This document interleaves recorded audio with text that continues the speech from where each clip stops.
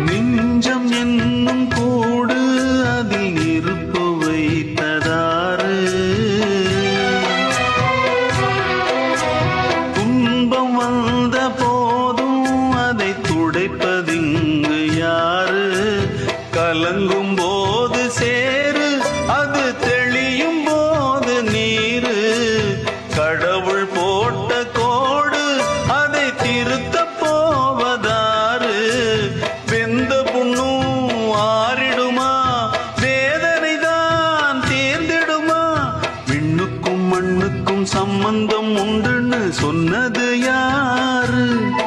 அது மன்னவன் பேரு அந்த வானத்தை போல மனம் படைச்ச மன்னவனே பனி துளிய போல குணம் படைச்ச